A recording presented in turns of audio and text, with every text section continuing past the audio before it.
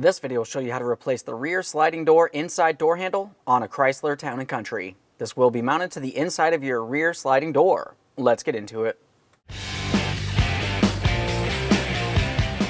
Okay friend, let's get started on our job.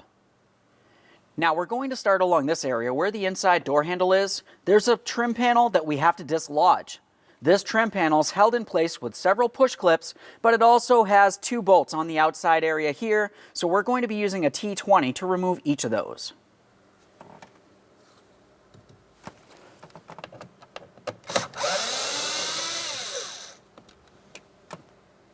Both of these mounting screws should look the same. You don't have to worry about mixing them up.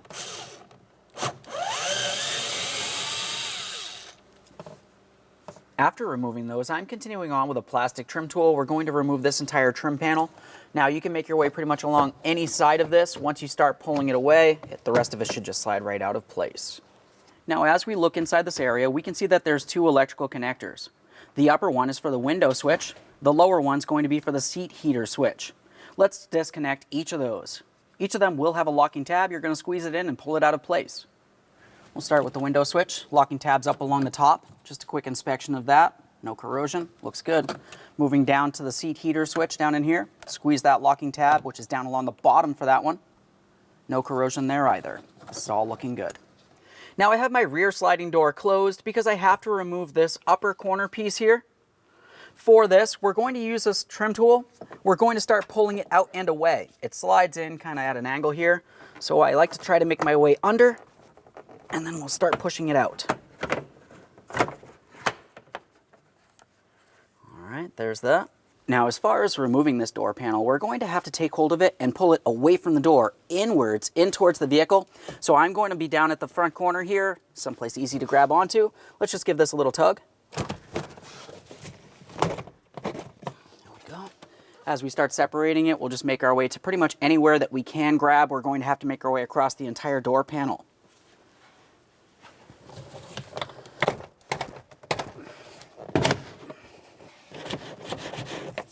Now down in this area is a very tight area to try to get into, so I'm just going to use a plastic trim tool.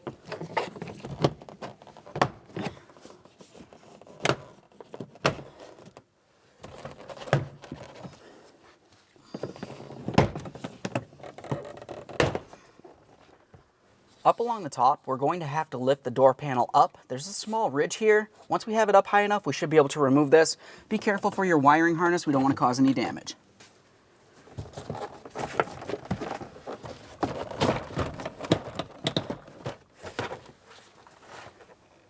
There it is, friend.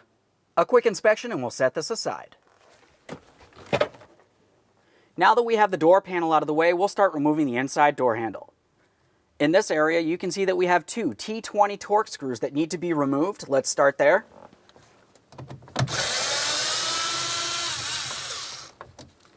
There's our first screw. Both of these will look the same. You don't have to worry about mixing them up.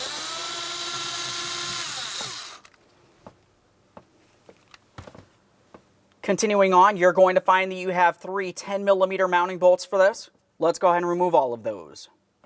Let's start with the outboard one.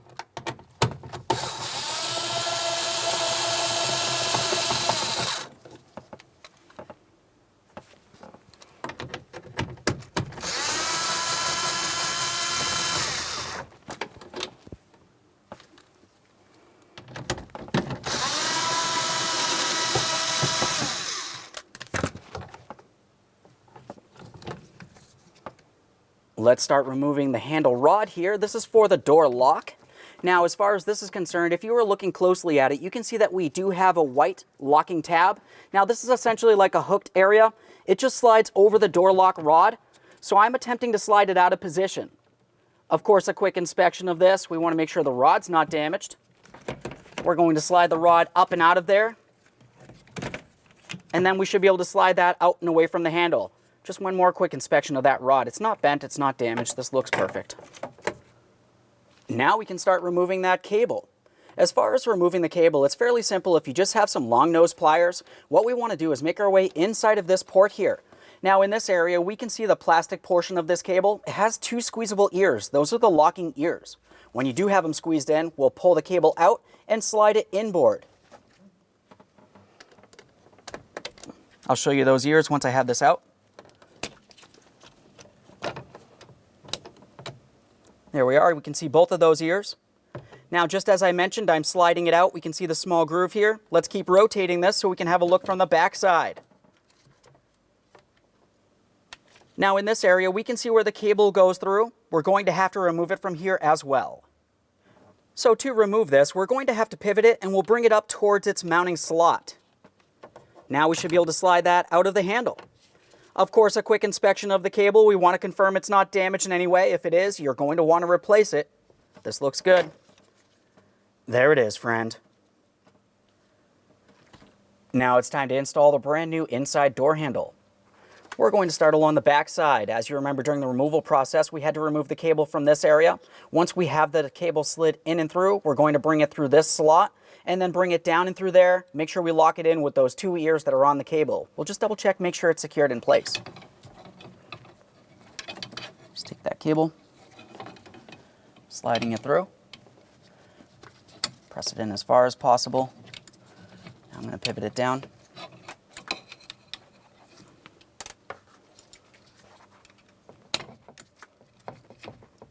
That is locked in. Let's continue on, as I mentioned, through this slot here. Let's go ahead and tug on that cable. Time for those 2 locking ears. I'm just pressing this in. It slid right in just as it should. And it's secure. If I was to go ahead and pull on this, it does not release. That's exactly what we want. We want to make sure it does not fall off. Let's continue on with our door lock rod. That's going to come up through this area, and it's going to go down and through this red locking connector. Then we'll swing this hooked area over to lock it in.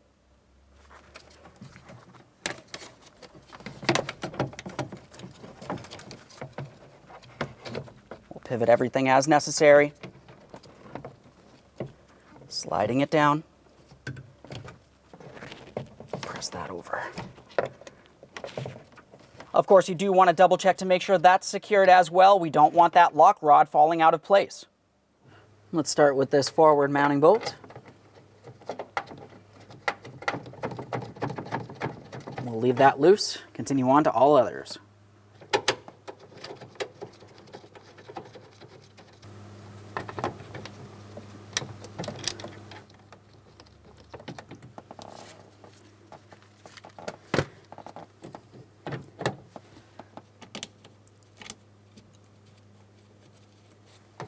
They're all started in. I'm going to start tightening these. I like to start with the 10mm bolts first.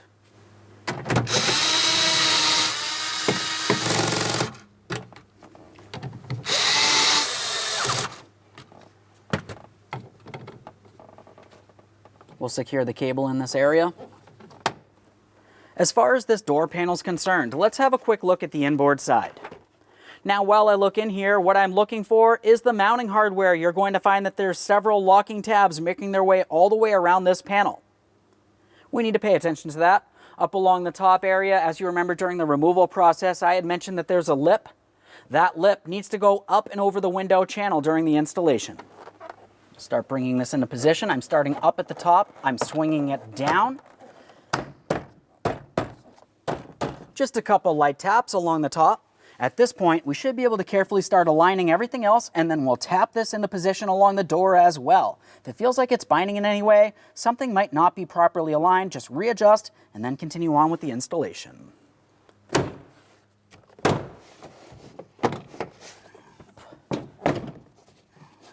in. All right, let's just double check to make sure it's secured all the way around. Now in this area, let's reattach the electrical connectors for our window switch and for our seat heater switch. Line it up, press it in, audible click. Same process for the next.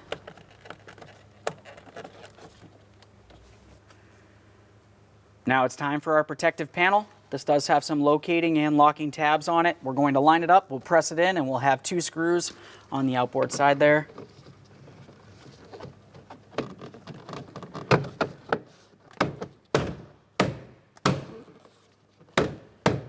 Make sure that's seated. That one started. They're both started in. Let's go ahead and snug them up.